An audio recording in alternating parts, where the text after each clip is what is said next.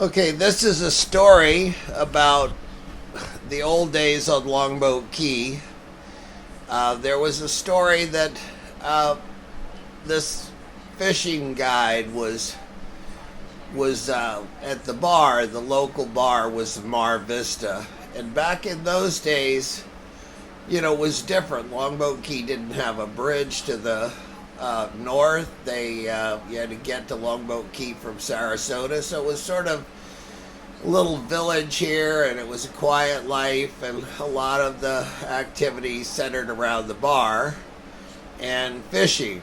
And I remember in Key West seeing that they were a drinking village with a small fishing problem. So this was a drinking village with a small fishing problem. So this guy was at the bar, and he was drinking too much, and he was a guide. And he said, well, I can tell you how we won that contest a couple of years ago. He said we put lead weights in the stomach of the tarpon we caught. And back then, it was a big deal when you had a tarpon tournament. They would have like a car or something like that. You would win a big prize. And so the prize was a car. And if you caught the biggest tarpon, you would get a new car. So anyway, the guide was with his client, and they were fishing, and back in those days, they used to keep the tarpon. They didn't release them very much, or they didn't, most of the time they would just keep them just to show them off. And so we had them at Land's End. We had people bringing tarpon in. We had an official scale there so that we could weigh tarpon. So anyway, the guy's at the bar, and he says, I can tell you how we won the contest. He said, we won the contest by putting some lead weights in the stomach of the tarpon.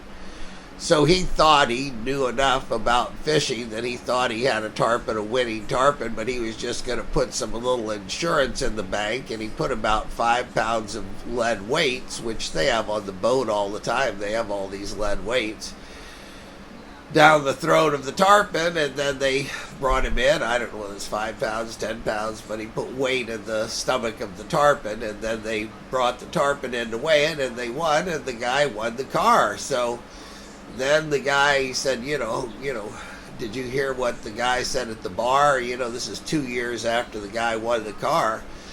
And they said, yeah, well, I can tell you right now where you can find that tarpon. It's underneath my palm tree. He said, in the old days, they used to plant big fish, and, underneath trees, and, just as fertilizer. So they would just dig a hole and put a big tarpon in there. Tarpon weighs 100 pounds, 150 pounds, they're big fish. And that would fertilize the tree for the next 5 years or something. So the guy says, well, I buried it in the ground. And so they went and they dug up the tarpon, and sure enough, there was the lead weight. So that's one of the old Longboat Key stories. I think it's an interesting story. But so that's the story of the guy who won the car in the tarpon contest by putting lead weights in him, and was found out 2 years later when his guide had a little bit too much to drink at the Mar Vista pub, and they found out by digging up the tarpon.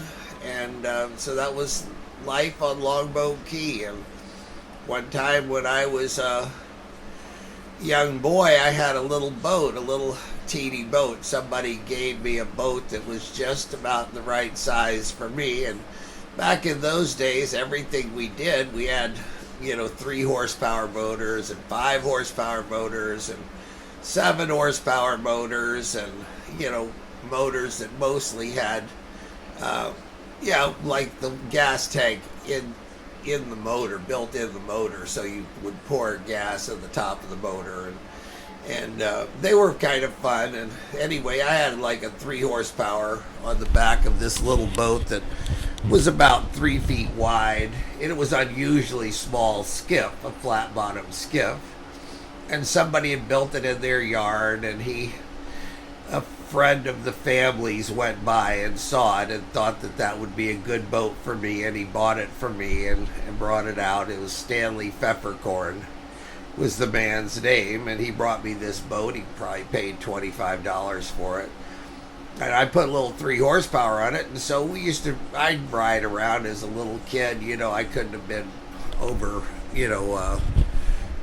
I was like 8, 9 years old, something like that. But I was driving boats, here at Land's End. You had to drive boats all the time. We rented boats, so I was driving boats when I was like, 5, 6, 7 years old. When I got to be 8 or 9, I was, sort of just good with the boat. And so I had this little boat, and we had a flood tide, and it was just a high tide, kind of like a hurricane high tide, and it just came in and kept coming up, and everything was flooded in the village. And I took my little boat and I ran it around, and I ran it over to the pub, and the pub was flooded. So this little boat with me in it, I didn't weigh much, and with a little 3 horsepower motor on it, would run in about, 6 inches of water, or, less than a foot of water. And there was about a foot of water in the pub.